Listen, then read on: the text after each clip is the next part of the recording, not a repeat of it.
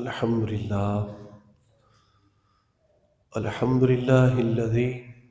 لم يزل عالما قديرا حيا قيوما سميعا بصيرا،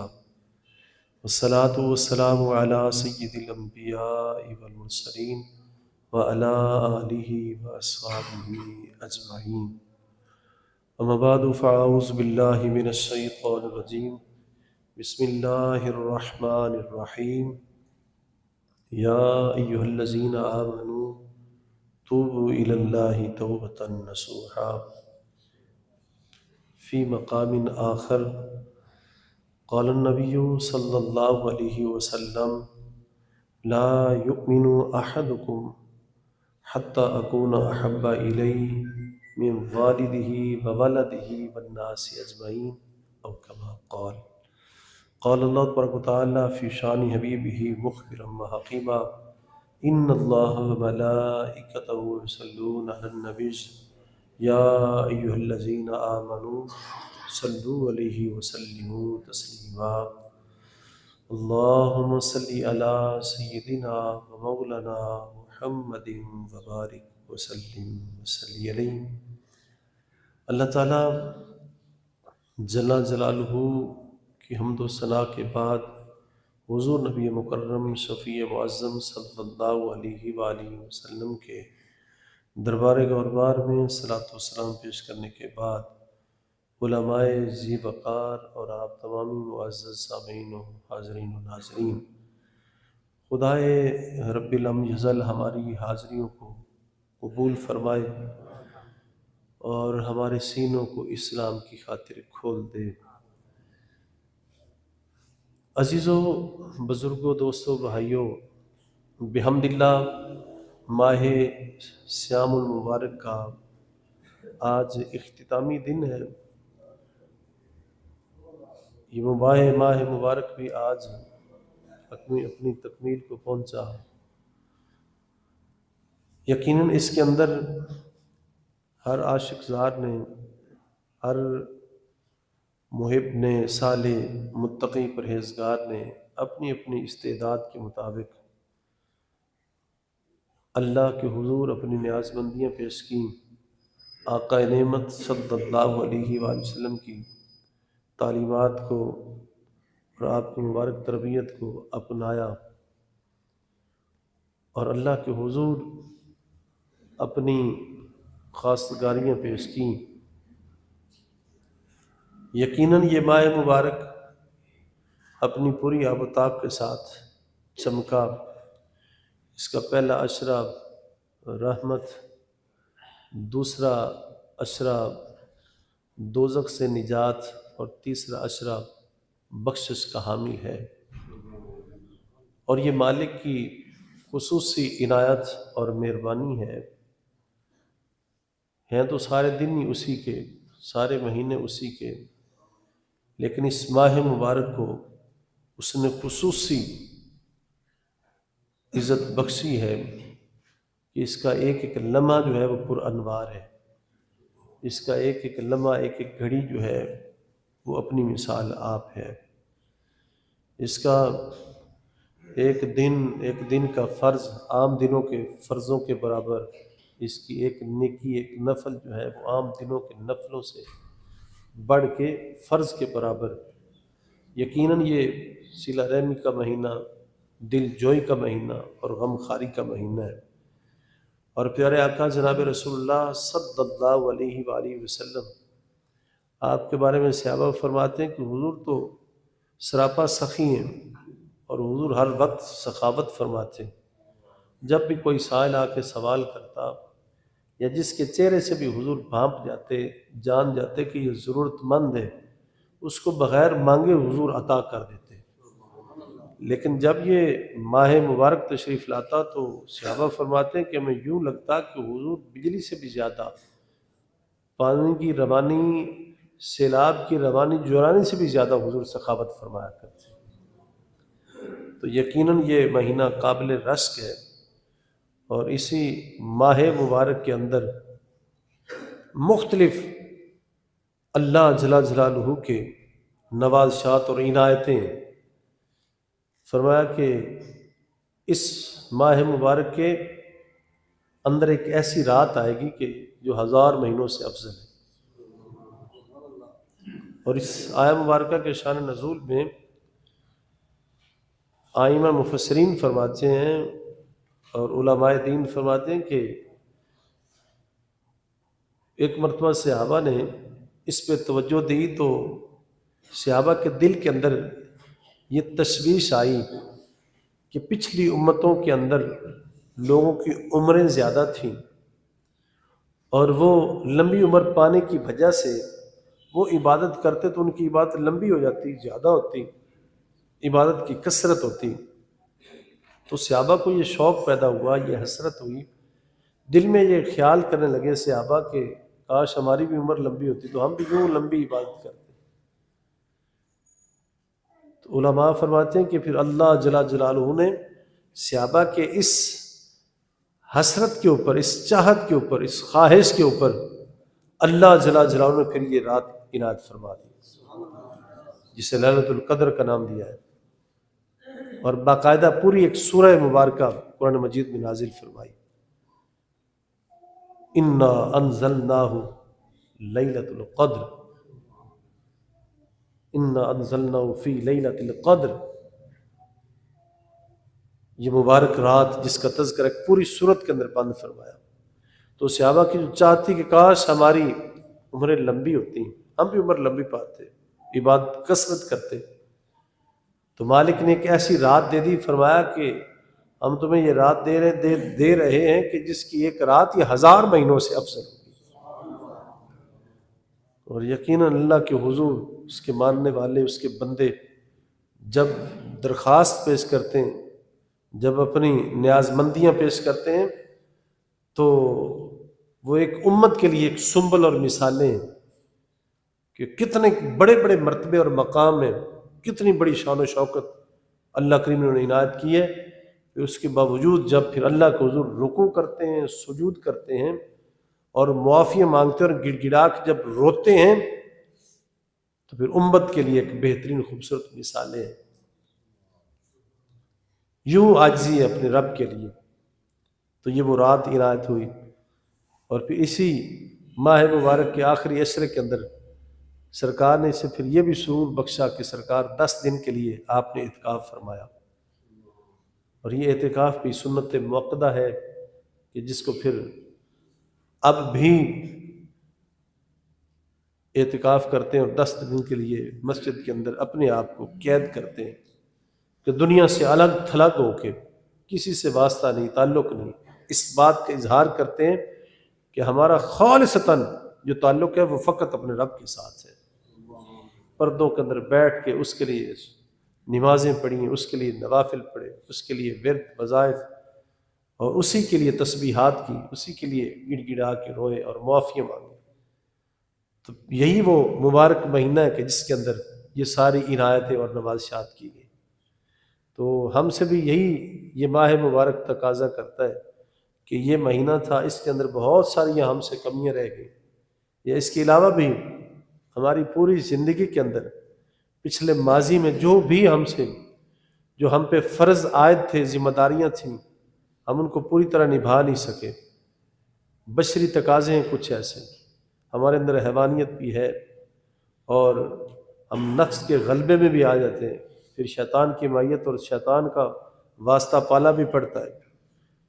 آخر انسان ہے، پھر بھی اگر بولنے میں، چلنے میں، بیٹھنے اٹھنے میں، کھانے پینے میں، رہنے سہنے میں، اپنے معاملات میں، زندگی گزارتے ہوئے جو بھی ہم سے کمی رہ گئی، جو بھی ہم سے خطائیں غلطیاں ہوئیں، ظلم زیادتیاں ہوئیں، اس کے اوپر ہمیں چاہیے کہ ہم اللہ کے حضور نادم ہو کے، شرمندہ ہو کے اس سے معافی کی درخواست کریں، اس کے حضور معافیاں مانگیں۔ یہ مالک کا فضل ہے کہ اس نے ہمیں وقت دیا، اس نے ہمیں مہلت دی، اس نے ہمیں وقت دیا، اس نے ہمیں مہلت دی ہے۔ اور وہ جیسے وہ قہار اور جبار ہے،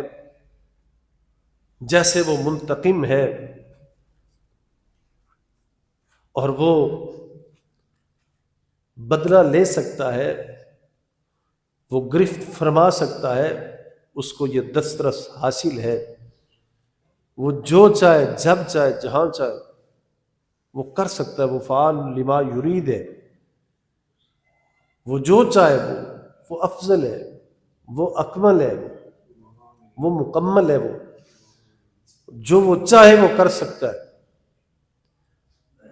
اس نے ہمیں زندگی دی، اس نے ہمیں سہولیات دی، اس نے ہمیں نعمتیں دی، اس نے وقت دیا، اس نے ہمیں اختیارات دیے، اس نے ہمارے سامنے اچھائی برائی کے راستے رکھے، اس نے ہمارے لیے ہدایت کا سامان مہیا فرمایا، لیکن سارا کچھ ہونے کے باوجود پھر بھی ہم شیطان کے ہتھے چڑھ گئے، پھر بھی ہم اس کے راستے سے پیچھے ہٹ گئے،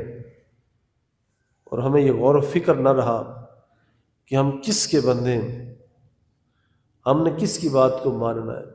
ہم نے شیطان کو چھوڑ کے اس کی طرف جانا تھا جو ہمارا محب بھی ہے، جو ہمارا قدردان بھی ہے، لیکن ہم اس کے باوجود بھی یہ انصاف نہ کر سکے، اور ہم اس کو چھوڑ کے اس سے ہم نے بے وفائیاں کی،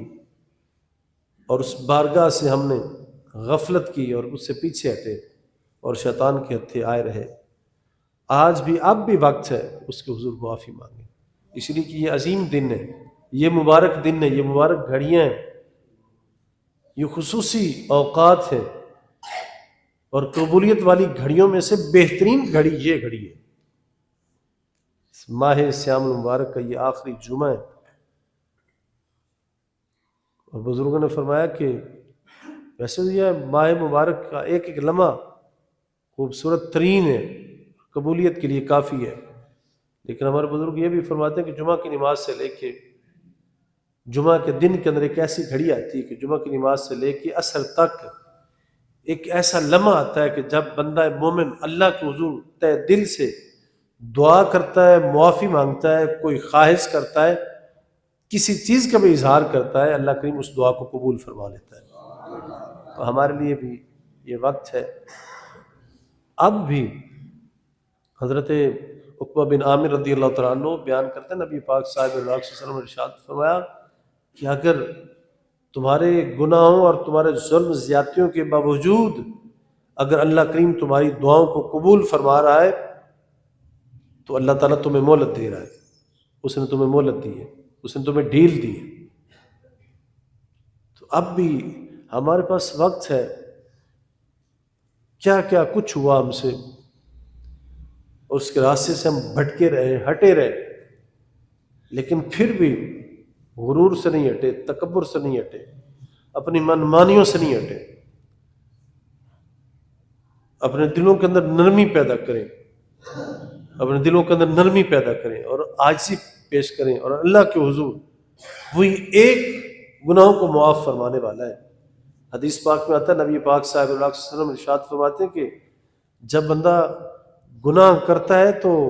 گناہ کرنے کے بعد پھر جب توبہ کے لیے، معافی کے لیے اللہ کے حضور پیش ہوتا ہے تو اللہ تعالیٰ فرماتا ہے فرشتوں سے،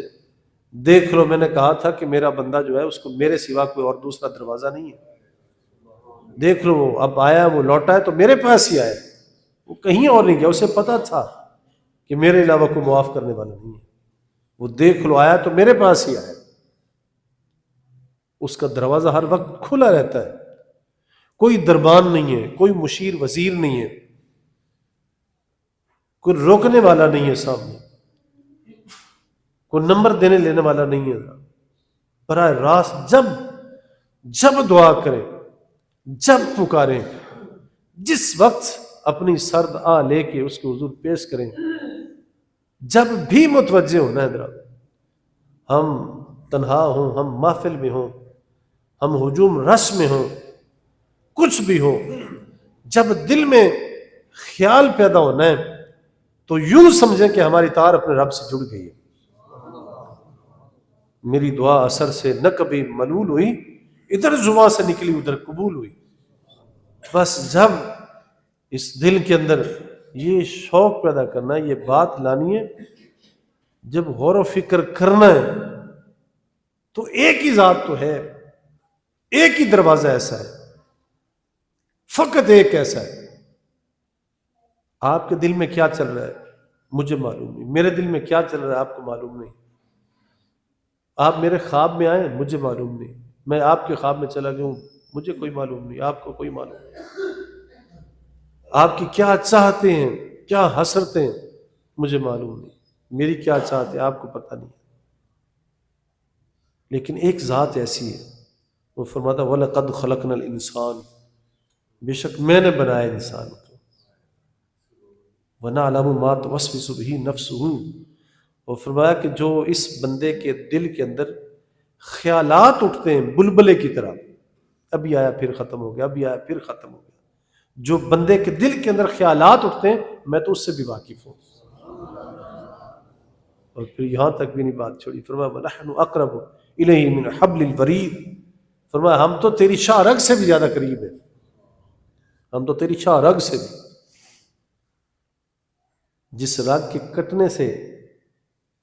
اس کا رشتہ زندگی ختم ہو جاتا ہے، جہاں اس کی اینڈ ہو جاتی، ہم تو اس سے بھی زیادہ قریب ہیں، اس سے بھی زیادہ قریب ہیں. اتنی تیری اے بندے تیری جان اتنی تیرے قریب نہیں جتنا ہم تیرے قریب ہیں، جتنا ہم تیرے قریب ہیں. اور تجھے کیا پتہ، ذرا تجھے کیا پتہ، تو اتنا بے وفا ہے، تو اتنا بے ذوق ہے، تو اتنا ظالم ہے، تو اتنا جابر ہے، تو اتنا غافل ہے، تو اتنا سست ہے کہ تجھے پتہ ہی نہیں ہے کہ تجھے اڈیکنے والا ہے کون، تیرا منتظر ہے کون، تیرا منتظر ہے کون. جب بھولے سے بھی جب بات نکلتی ہے تو مالک حاضر ہوتا ہے، مالک حاضر ہوتا ہے. ایک ہی ذات ایسی کہ جس کو پکارنا ہے تو اس نے فوراً سننا ہے. ہمارے بزرگ فرماتے ہیں کہ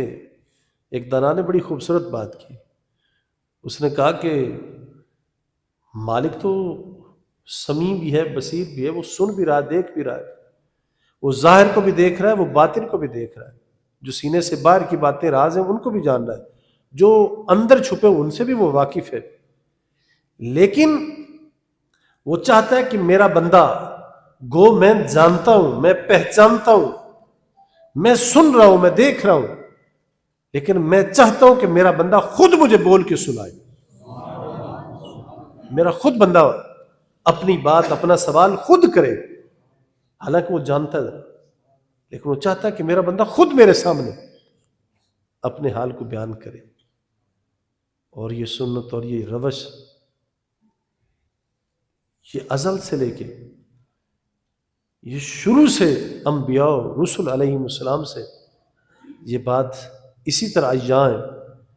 آپ دیکھیں کہ کتنا بڑا مقام ہے انبیاء و رسل کا، اللہ کے نبیوں کا کتنا بڑا مقام ہے. جناب آدم علیہ السلام سے لے کے میرے آپ سب کے کریم آقا جناب رسول اللہ صلی اللہ علیہ وسلم تک اللہ تعالیٰ موقع دے، توفیق دے.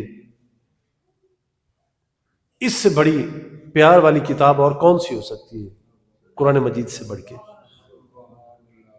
قرآن مجید سے بڑھ کے دنیا کے اندر کوئی کتاب نہیں دوسری. ہر حوالے سے سب سے یقیناً بڑی جو ہدایت کاملہ والی کتاب ہے وہ ہے ہی قرآن مجید، جو نری ہدایت ہے، جو خالص ہدایت ہے، جو بالکل نرول جو کتاب ہدایت کی وہ ہے ہی قرآن مجید. اور آپ کو اس کو جس زاویے سے دیکھ لیں وہ ہر حوالے سے وہ افضل ہے، وہ کامل ہے، ہر خوبصورتی سے وہ مزین ہے. اور کبھی آپ اس کو اٹھا کے دیکھیں ذرا کہ اس بات کو کس محبت سے اسے پیش کیا، ذرا کس محبت سے پیش کیا. نبی پاک صاحب صلی اللہ علیہ وسلم آپ تشریف فرمائیں گھر میں، آپ اپنے حجرے میں تشریف فرمائیں، ایک خولہ نامی عورت حاضر ہوتی ہے کہ میرے شوہر نے مجھے طلاق دے دی، عرض کرتی روتی، یا رسول اللہ اب پچھلا پارا ہے عمر کا، اب جوانی ڈھل گئی ہے، اب میں بوڑھی ہو چکی ہوں، اب جا کے مجھے میرے شوہر نے چھوڑا ہے، اب مجھے اور کون قبول کرے گا؟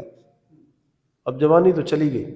سارا کچھ اب چلا گیا، اب مجھے کون قبول کرے گا؟ یا رسول اللہ شوہر نے طلاق دی اور میرا کچھ راستہ نکالیں، اس نے مجھے طلاق دے دی۔ تو جب وہ بات کر رہی تھی تو یہ غالباً 28واں پارہ یہاں سے شروع ہو رہا ہے، قد سمع اللہ، قد سمع اللہ۔ یہ بات میں نے اس لیے ذکر کی ہے کہ وہ کیسے سنتا ہے، وہ کیسے سنتا ہے۔ ہمیں تشویش ہوتی ہے ذرا،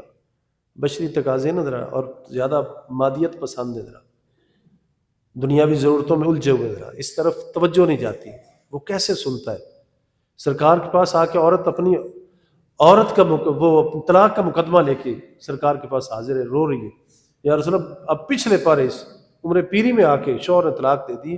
اب تو کچھ بچا بھی نہیں، مجھے دوسرا شوہر کب کیسے قبول کرے گا؟ میرا کچھ راستہ نکالا، یہی شوہر مجھے قبول کرے، اسی کے حق میں وہ بیٹھے رہوں۔ اب سرکار سن رہے ہیں ذرا، سرکار نے فرمایا کہ بی بی اب کوئی دوسرا، اب کوئی اور ضابطہ ہے ہی نہیں، کوئی راستہ ہے ہی نہیں، اب تو یہ طلاق ہوگی۔ پھر وہ روتی ہے، گڑ گڑاتی ہے، عرض کرتی نہیں یا رسول اللہ کچھ سوچے نا میرے بارے میں، یا رسول اللہ کچھ اور فرمائے میرے لیے، کیا چاہتی ہے یعنی میں سابقوسی شوہر کے لیے میں حلال ہو جاؤں۔ اب بار بار وہ تقاضا کر رہی ہے، رو رہی ہے۔ اب کچھ دیر کے بعد سرکار کا چہرہ مبارک بدلا، حضرت اماں جی عائشہ صدیقہ رضی اللہ عنہا آپ اس خولا نامی عورت سے فرماتی ہیں، خولا بھی رک جاؤ، لگتا ہے کہ سرکار کے اوپر اللہ جل جلالہ کا کلام نازل ہو رہا ہے۔ اب وہ عورت گڑ گڑا کے رو رہی ہے، حضور سے عرض کر رہی ہے، یا رسول اللہ میرے لیے کچھ سوچنا، میرے لیے کچھ راستہ نکالیں۔ اب جب کلام مجید آیا تو پھر یہاں قد سمع اللہ، یہ کچھ آیتیں جب نازل ہوئیں تو خولا خاموش ہے، اور اس انتظار میں اب میرا کیا بنے گا۔ اب کتابوں میں بزرگوں نے لکھا ہے کہ سرکار نے پھر اسے مبارک دی کہ تجھے مبارک ہو، اللہ جل جلالہ نے تمہیں معاف کر دیا۔ اس جگہ پہ جو یہ مبارک لفظ ہے نا قد سمع اللہ، اب بات تو وہ حضور سے کر رہی ہے، متوجہ حضور سے، اللہ جل جلالہ فرما رہا ہے قد سمع اللہ، کہ تم جو اے میرے محبوب آپ اور آپ کے ساتھ وہ جو عورت اپنا مکالمہ پیش کر رہی تھی، میں نے اس بات کو سن لیا ہے۔ کہاں وہ بیٹھا ہے، کہاں وہ ہے، کہاں سرکار کے پاس وہ عورت مقدمہ لے کے بیٹھی؟ فرمایا ہم نے آپ کی بات کو سن لیا ہے، یہ جو اپنا مقدمہ لے کے آئی ہم نے اس بات کو سن لیا ہے۔ میرے عزیز و صاحب و بھائیوں، وہی مقدمے، وہی باتیں، وہی عرضیں، وہی معاملات ہمارے بھی ہیں۔ ہم اس کے حضور اپنی نیاز بندی پیش کریں، اس سے دور نہ جائیں۔ کہاں جانا چاہتے ہیں؟ واپس ہٹیں، پیچھے آئیں۔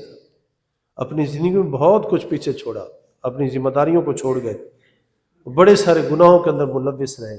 اس کی حضور توبہ کریں، وہ بڑا بخشنے والا مہربان ہے، بڑے ناز اٹھا اٹھا کے اپنے بندوں کی توبہ کو قبول